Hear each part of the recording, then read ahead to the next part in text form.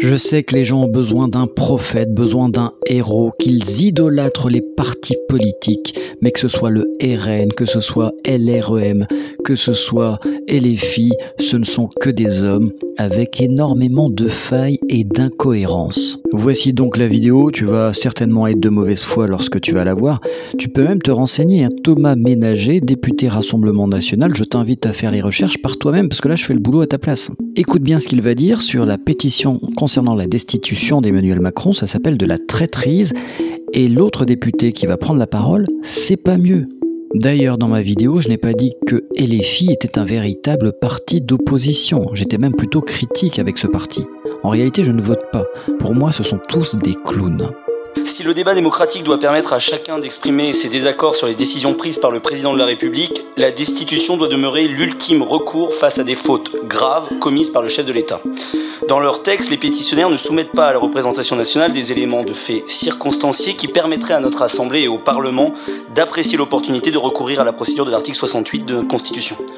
Au Rassemblement National, aux côtés de Marine Le Pen, nous disons aujourd'hui à ceux qui ont signé cette pétition que la seule vraie campagne de destitution aura lieu à l'occasion des élections européennes. Une destitution démocratique. Tu as entendu par toi-même l'argument du Rassemblement National qui met de côté cette pétition sur la destitution, parce que pour lui, la réelle destitution de Macron, c'est d'aller vers cette escroquerie électorale qui consiste à voter pour les présidentielles où personne ne se rendra.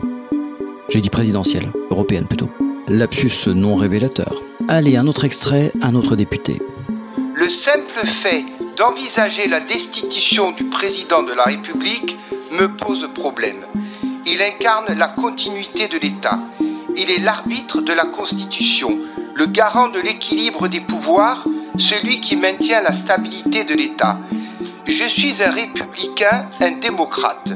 À ce titre, je me réjouis que l'article 68 de la Constitution institue des garde-fous pour encadrer un éventuel processus de destitution. Mais une différence d'opinion politique sur les mesures à conduire pour la France ne constitue absolument pas un manquement incompatible à l'exercice du mandat de président. Si tel était le cas, nous changerions de président très régulièrement et la France deviendrait ingouvernable. C'est pourquoi le groupe Rassemblement National demande que ces pétitions puissent être classées. Je ne t'ai montré que 2 extraits, mais si tu veux, tu peux regarder la vidéo intégralement. Et Madame Marie-France Lorrault, députée Rassemblement National, dit exactement pareil que les 2 autres.